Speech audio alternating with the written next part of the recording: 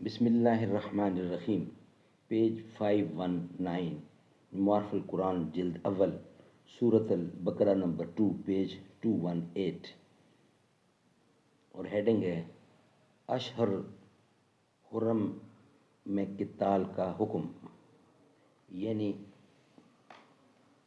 مہینہ جو ہے حرام، اشہر شہر کو کہتے ہیں، مہینے کو حرم حرام۔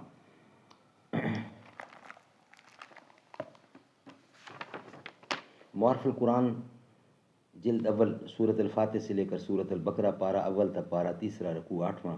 رائٹر ہیں اس کتاب کے مفتی اعظم پاکستان حضرت مولانا مفتی محمد شفیع صاحب رحمۃ اللہ علیہ۔ بسم اللہ الرحمن الرحیم، الحمد للہ وکفی وسلام علی عبادہ الذین اصطفی۔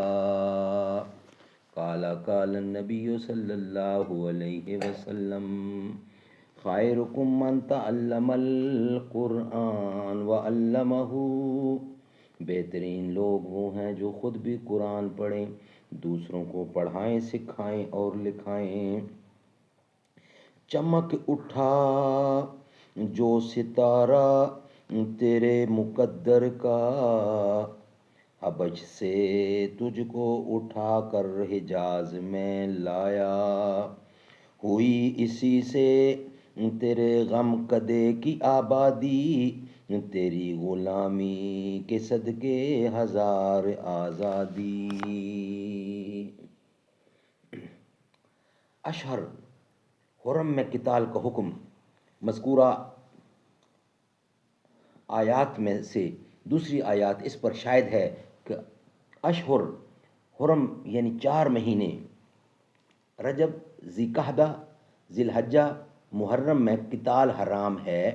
اسی طرح قرآن کریم کی متعدد آیتوں میں پوری تصریح کے ساتھ اشہر حرم میں قتال کی ممانعت آئی ہے۔ مثلاً منہا اربعۃ حرم ذالک الدین القیم، اور حجۃ الوداع کے معروف و مشہور خطبہ میں رسول کریم صلی اللہ علیہ وسلم نے فرمایا، منہا اربعۃ حرم ثلاث متوالیات و رجب مضر۔ ان آیات در آیات سے